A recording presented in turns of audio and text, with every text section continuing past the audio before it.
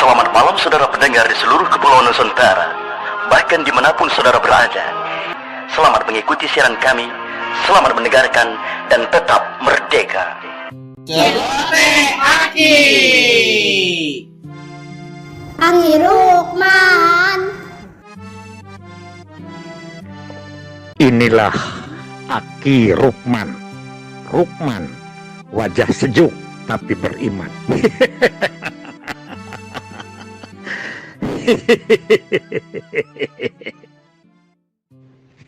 Assalamualaikum warahmatullahi wabarakatuh. Bismillahirrahmanirrahim. Alhamdulillahilladzi anjala sakinata fi qulubil mu'minin liyazdadu imana ma imanahim. Bapak Ibu dan anak cucu Aki dimanapun berada. Lanjutan renungan kita malam ini masih dalam rangka pembangunan keluarga, khususnya tentang ketahanan keluarga. Malam ini Aki akan celoteh tentang pandangan Islam tentang perceraian. Perceraian yang dalam bahasa Arabnya disebut talak adalah lepasnya ikatan perkawinan dan berakhirnya hubungan perkawinan. Ikatan pernikahan sendiri disebut akad. Makanya kita sering mendengar istilah akad nikah. Artinya ikatan nikah. Jadi akad nikah bisa juga dimaknai ikatan perjanjian nikah yang di dalamnya ada hak dan kewajiban suami istri yang satu sama lain harus mentaatinya. Menurut hukum asalnya, perceraian atau talak itu hukumnya makruh. Makruh seperti kita ketahui ya, artinya dikerjakan tidak apa-apa, cuman tercela. Tapi bila ditinggalkan lebih baik bahkan dapat pahala. Nabi Shallallahu Alaihi Wasallam bersabda, "Adgodul halali ilallahi talak." Perbuatan halal yang dibenci Allah adalah talak. Riwayat HR Abu Dawud. Bila kita cermati, ada satu hal yang unik tentang masalah perceraian atau talak. Di satu sisi perceraian itu halal, tapi di sisi lain perceraian itu dibenci Allah. Mengapa Allah membenci perceraian? Ternyata gara-gara terjadi perceraian suami istri, terputusnya hubungan silaturahim. Padahal di lain kesempatan Allah dan Rasul-Nya memerintahkan supaya kita menyambungkan silaturahim. Nabi Shallallahu Alaihi Wasallam menyampaikan, "Man aroda ayubathu fil rizki wa ayun nasa'alahu fil umuri paliyahsil rohimahu." Barang siapa yang ingin diluaskan rezekinya dan dipanjangkan umurnya, maka hubungkanlah silaturahmi atau kasih sayang di antara mereka.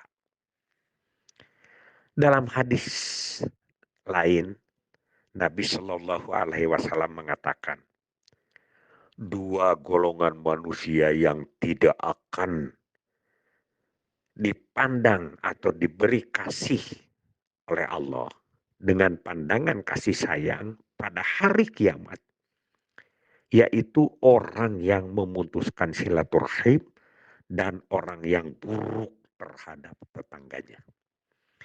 Ini riwayat HR Ad-Dalaimi. Bila kita renungkan, memang sebetulnya dengan terjadinya perceraian, maka akan banyak pihak yang jadi korban. Pertama istri. Dengan terjadinya perceraian, keluarga akan berantakan. Istri akan kehilangan penanggung nafkahnya. Kehidupan akan jadi tidak menentu. Apalagi jika istri tidak bekerja. Tidak punya penghasilan sendiri. Dan hanya jadi ibu rumah tangga saja. Perceraian akan sangat terasa sekali baginya. Kedua, anak. Dengan perceraian, anak pun akan ikut menjadi korban. Anak akan kehilangan kasih sayang yang penuh dari kedua orang tuanya. Mental anak akan ikut terpengaruh. Makanya sebagaimana di materi awal kemarin-kemarin kita telah sampaikan ya, bahwa salah satu penyebab dari kenakalan remaja, faktor yang paling dominannya adalah broken home karena perceraian orang tua. Talak atau perceraian adalah hak suami. Dialah yang berhak menjatuhkan talak. Karena suamilah yang pertama berminat atau mengajak melangsungkan perkawinan. Dialah yang berkewajiban memberi nafkah. Dia pula yang wajib membayar mas kawin. Dan lain-lain. Mengenai talak atau perceraian ini, Imam Hanafi berpendapat bahwa talak atau perceraian itu dilarang kecuali bila diperlukan. Seorang suami tidak boleh sembarangan menjatuhkan talak. Nah, gimana Ki kalau sekarang itu talak malah diminta atau diusulkan atau gugat cerai itu dari perempuan. Nah itu Aki belum begitu mendalami. Tapi yang jelas kita kan ada sigot talik ya, talak. Kalau memang alasannya kuat, mungkin pengadilan agama akan menceritakan. Tapi jangan sembarangan. Misalnya begini. Kadang-kadang sekarang yang paling jadi alasan tidak punya anak. Tidak punya anak dijadikan cerai. Padahal punya anak itu akan ketentuan Allah. Di situ kayaknya kalau dia, ini menurut Aki ya, kalau dia cerai karena tidak punya anak, berarti dia sudah dua itu. Pertama cerainya sendiri dibenci, dilaknat oleh Allah. Kedua, tidak punya anak dijadikan alasan. Berarti menentang juga kepada kodrat Allah. Inilah renungan kita. Silahkan adik-adik anak cucu-cucu Aki diskusikan ini. Karena Aki sering berbicara bahwa rusaknya bangsa Indonesia ini karena 3 yang berakhir kepada 4. Yang pertama kawin muda, yang kedua kawin cerai, yang ketiga kawin keluarga miskin dengan keluarga miskin walaupun itu sebetulnya nasib juga ya. Dan yang keempat akhirnya beban ketergantungan tinggi atau dependensi rasio. Ya ngerti sih Aki eta. Ya supaya apa? Ya. Apa? Yaitu si Enoh kawin dengan si Oded. 2 tahun kemudian punya anak 2, si Oded kawin dengan si Siti. Padahal si Siti itu adalah mantannya si Dodo. Dari si Dodo sudah punya anak 3. Si Dodo mantannya si Oom. Dari si Oom sudah punya anak 1. Si Oom mantannya si Wawan. Dari si Wawan sudah punya 2 anaknya. Si Wawan mantannya si Holisoh. Dan si Holisoh itu adalah mantannya si Rukman. Itu Aki ya, suka ngobrol gitu. Nah, Nabi Shallallahu Alaihi Wasallam bersabda, la anallahu kula dawakin mitlakin. Allah melaknat, mengutuk orang yang suka mencoba-coba dan suka bercerai. Jadi orang yang kawin muda ya, kawin cerai.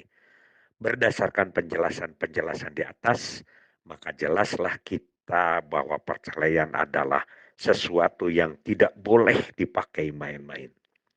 Perceraian hanya boleh dilakukan karena terpaksa, meski itu pun tetap Allah dan Rasulnya sangat membenci ketika terjadinya perceraian di antara pasangan suami istri.